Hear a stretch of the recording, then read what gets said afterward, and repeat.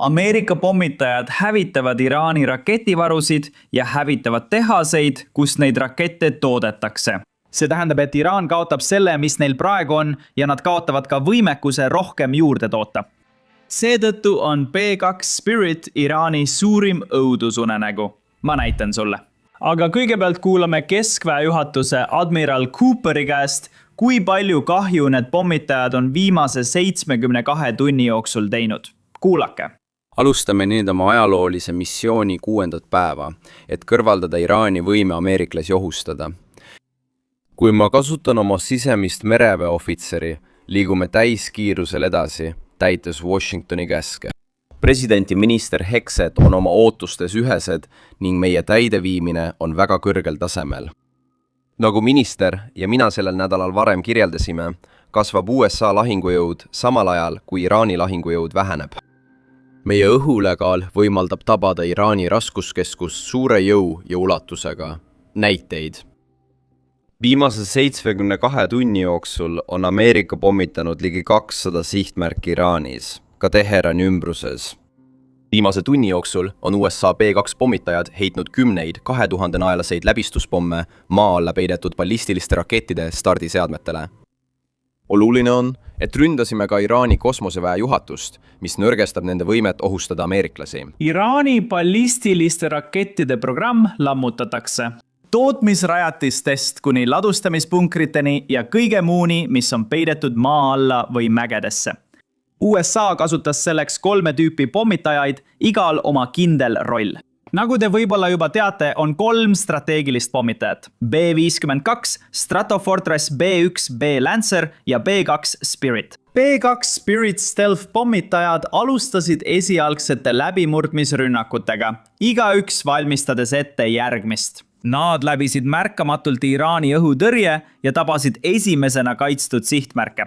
Seejärel ründasid B-1B Lancerid kiiresti.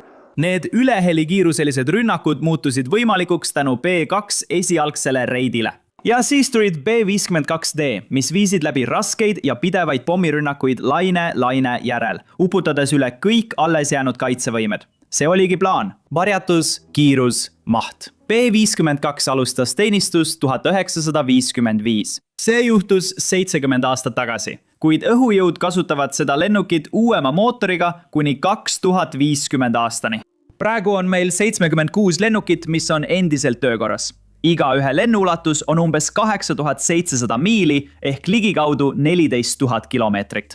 Iga üks neist suudab kanda umbes 70 000 naela pomme ja rakette.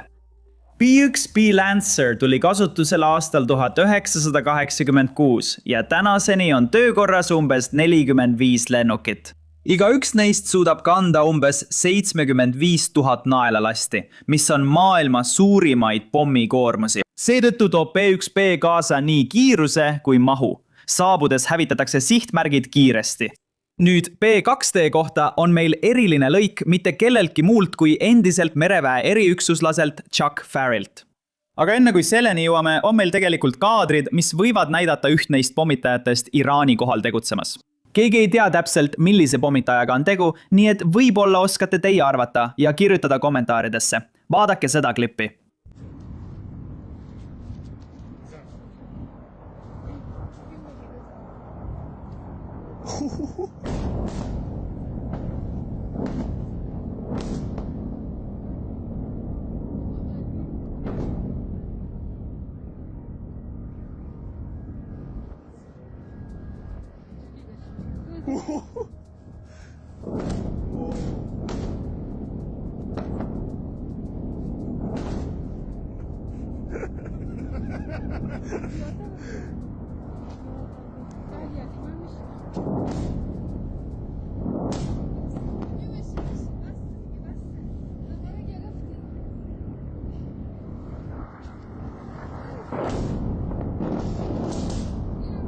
Paljud internetis arvavad, et see on B2 Spirit. Räägimegi sellest, sest see on olnud Iraani suurim õudusunenägu.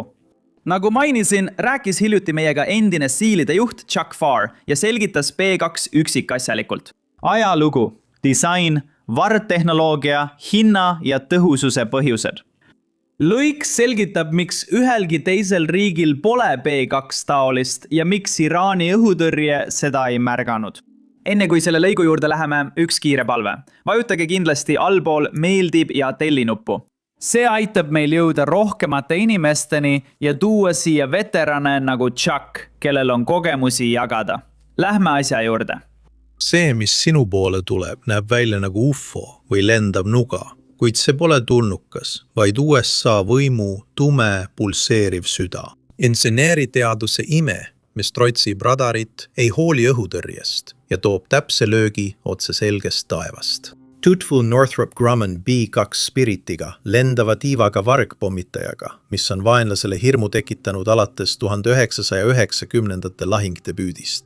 Täielikus saladuses Area 51 loodud, külma sõja paranoiast sündinud ja tänapäevaste konfliktide käigus täienenud B2 tõestab, mis sünnib, kui tipptasemel tehnoloogia ühendub olulise missiooniga. Läbida, rünnata, kaduda. Uurime seda salapärast sõjalennukit lähemalt. Selle lennujuhtimissüsteemid, radarist kõrvalehoidmine, elektrooniline sõjapidamine ja toores lahingujõud. Seejärel uurime selle hiljutisi lahingukahjustusi ja vaatame B-21 Raiderit, mis on valmis õhu ülemvõimu muutma. B-2 pole lihtsalt lennuk, see on füüsikaseadusi trotsiv anomaalia. Sabata, nahkhirelaadne siluett, mille tiiva ulatus on 52 meetrit. See lendav tiib põhineb Jack Northropi 1940. aastate visioonilistel visanditel. Ilma vertikaalse stabilisaatorita arvaksid, et see asi keerleks nagu purjus nahkhiir blenderis. Siin võtavad juhtimise üle spetsiaalsed lennujuhtimissüsteemid. B2 lendab 4-kordse varusüsteemiga elektroonilise lennujuhtimissüsteemiga. 4 sõltumatut digitaalset kanalit, mis hoiavad seda õhus stabiilsena. Andurid ja arvutid reageerivad kiiremini kui mõte, kohandades 8 tagaserva juhtpinda, et taltsutada B2 aerodünaamilist ebastabiilsust. Pikikalle, pööramine, rullimine. Seda juhib protsessorite ajuvõrk, mis rõõmustab tehnikahuvilist. Spetsiaalsete pooljuhtide ja tipparvutite kasutamine toimib ilma tavaliste elektromagnetiliste signatuurideta, mida tekitavad tarbeelektroonika seadmed. Sauroni silm leiab su iPhone'i ja sülearvuti isegi seda videot vaadates, kuid B2 jääb jälgimatuks. B2 on elektromagnetiline kummitus, mis liigub kiirusel 0,9 Machi, veidi alla helikiiruse. Tõeline maagia sünnib madalal.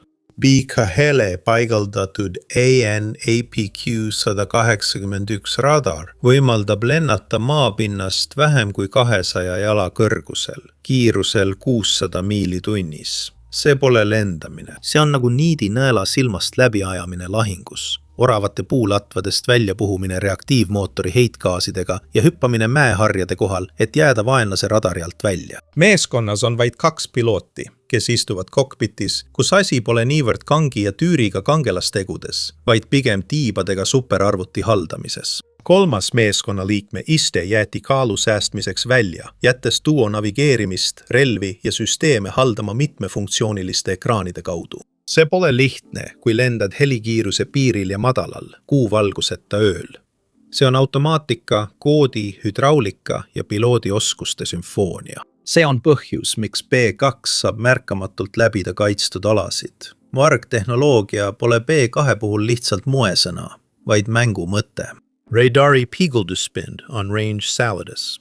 Pentagoni sisering on hinnanud selle suuruseks umbes 0,1 ruutmeetrit, mis on kimalase suurune. Võrdluseks, B-52 radari peegelduspind on nagu laudauks, üle 100 ruutmeetri selline täpp, millele õhutõrjeraketi patarei saab lukustuda juba 100 miili kauguselt. Kuidas siis B2 sellega hakkama saab? Alustame kujust. Teravade Serviaga väljaulatuvaid osi pole, vaid sujuvad kumerused hajutavad radarilaineid nagu must kunstnik tähelepanu. Lennuki kere komposiitmateriaalid, süsinikkiud ja aerodünaamilised termoplastid mitte ainult ei peegelda, vaid neelavad radarilained endasse. Lisaradarit neelavad materjalid, salajane segu katteid ja värve, mis neelavad elektromagnetilise energia ja muudavad selle soojuseks, mitte peegeldusteks. Sul on strateegiline ründeplatvorm ja lendav viirastus. Mootorid. 4 General Electric F-118. Igaüks annab välja 17 300 naela tõukejõudu. On tiiva sisse sügavale peidetud. Nende väljalasketorud juhitakse ülespoole läbi looklevate kanalite, et varjata soojusjälgi ja summutada müra. Isegi reaktiivturbiinide labad on vargtehnoloogilised, valmistatud salastatud sulamitest ühe kristallina, taluvad kuumust ega peegelda radarilaineid. Antennid tõmbuvad kere sisse, klapid lukustuvad vargrežiimis ning isegi tume, peegeldusvastane hall värv aitab lennukil sulanduda kõrgel, üle 15 000 meetri kõrgusel taeva taustale. Hooldusmeeskonnad kohtlevad lennukid kui tiivat, parandades iga kriimu või mõlgi kohe, et säilitada radarile nähtamatus. Tulemusena näevad vaenlase õhutõrjeoperaatorid vaid virksatust, võib-olla tõrget, kuid mitte midagi piisavalt kindlat, millele lukustuda. Varglennuk ei ole nähtamatu. See on lihtsalt ebaoluline selle otsimiseks mõeldud sensorite jaoks. Vari, mis libiseb läbi võrgu. B2 ei varja end lihtsalt, vaid võitleb elektromagnetilises spektris räpaselt. Selle AN/APR-63 kaitsehaldussüsteem on elektroonilise sõjapidamise komplekti aju. See on süsteem, mis tuvastab radari kiirgused ja määrab kindlaks ohud, hävitajate radarid, isegi AWACS-i signaalid ning edastab reaalajas luureandmeid lennumeeskonnale. Madawa avastamistõenäosusega AN/APQ-181 radar töötab nagu kummitus. Näeb ise, kuid jääb märkamatuks. Kaardistab maastikku ja sihtmärke minimaalse kiirgusega. Uuendused võimaldavad B2L lennul marsruuti muuta ja uusi ohte vältida, nagu malemeister väldib mati. Elektroonilised vastumeetmed on B2, kaitse ja rünnak. Peibutusribad ja soojuspeibutised on vanad nipid, metalliribade pilved ja peibutised rakettide eksitamiseks, kuid kapoti all on palju rohkem. Aktiivne segamine on väärtuslik, kuigi üksikasjad asuvad Wright-Pattersoni õhuväebaasi angaar ühe all 15 korrust sügaval seifis luku taga. Kaitsehaldussüsteem suudab tekitada staatilist müra või valesignaale, pimestada ja rikkuda vaenlase radareid, muutes nende enda süsteemid nõrkuseks. Mõned usuvad, et B2L on pukseeritavad peibutised või suunatud segajad, kuid õhuvägi seda ei kinnita. B2 elektroonilise sõjapidamise varustus kaitseb lennukit ja vähendab vajadust saatja hävitajate või õhutõrje mahasurumise missioonide järele. See on ühe lennuki lammutusbrigaad, mis muudab õhuvõitluse reegleid. Kiirus, ulatus, vastupidavus. Allheli kiirusel Mach 0,95 ehk umbes 650 miili tunnis pole B2 nii kiire kui F-22 ega MiG-31. Kuid selle tugevus on lennu ulatus, mitte kiirus. Lahingulennu ulatus on 6000 meremiili ilma tankimiseta ja üle 10 000 meremiili ühe õhutankimisega KC-135 abil.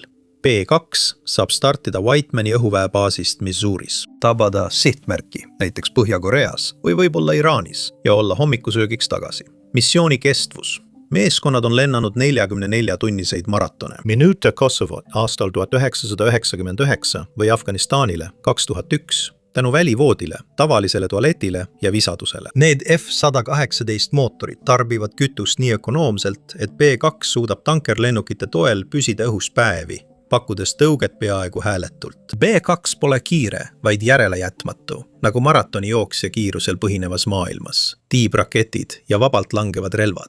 B2 sisemised pommiruumid on 20 000 naelast surmakambrit, mis suudavad kokku kanda 40 000 naela tuuma või tavarelvastust, kaugjuhitavaid või vabalt langevaid pomme. Õhust lastavad tiibraketid, nagu AGM-158 JASSM, annavad sellele 370–925 kilomeetri ulatuse. Rakett on piisavalt märkamatu, et mööduda kaitsetest ja toimetada 1000-naelane lõhkepea otse vaenlase punkrisse või peakorterisse.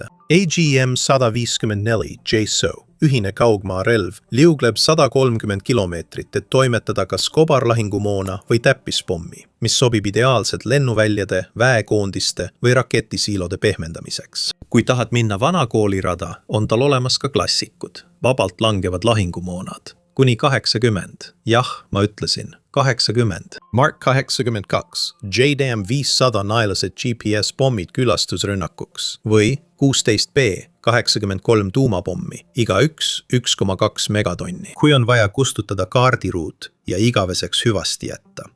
Kui tahad saata selge, kuid mitte tuumarelvalist sõnumit. B2 suudab kanda 30 000 naelast GBU 57 Massive Ordnance Penetratorit, mis tungib 60 meetrit maa alla, hävitades juhtimiskeskused, tuumarajatised või relvaladud. B2 pommikoormus on paindlik. Ühel päeval kaugpommitamine, järgmisel täppis või tuumarelv, see teeb sellest strateegilise Šveitsi armee noa, valmis igaks lahinguks. B2 on olnud tegevuses, tõestades oma väärtust kriisikolletes, kus vargsi tegutsemine on kõige olulisem. Näiteks Liibüa, 2011 operatsioon Odyssey Dawn. 19. märtsil lendasid 3 B2 lennukit 25 tundi Whitemanist ja heitsid 45 JDAM pommi Gaddafi lennuväljadele Tripoli lähedal, hävitades 40 kindlustatud lennukite varjualust. Saatelennukeidega kaotusi polnud, vaid vaikselt anti löök Liibüa õhuväele üle öö. Jaanuar 2017. Operatsioon Inherent Resolve. 2 B2 lennukid ründasid Sirte lähedal ISISe laagreid, visates 108 JDAM pommi, et hävitada väljaõppe- ja kogunemisalad. 34-tunnine maraton ja ISISe juhtkond hukkus rusude all. Jemenis oktoobris 2024 ründasid B2 lennukid Sanaa linnas relvaladu ja droonirajatisi Houthide Punase mere rünnakute ajal. Detailid on ähmased, kuid kohalikud teatasid kõuest selgest taevast. Iga missioon näitab B2 võimet anda tugevaid lööke kaugelt, ilma et maapinnal heli kostaks või radaril märki oleks. Praegu on teenistuses 19 varasemast 21 pärast 2008 ja 2022 aasta õnnetusi. Alles jäänud lennukipark on siiski väga võimas, kui olukord tõsiseks läheb. Järgnevad kummitused on B2 järglased. B2 läheb pensionile 2032 aastal. Selle asendab B21 Raider.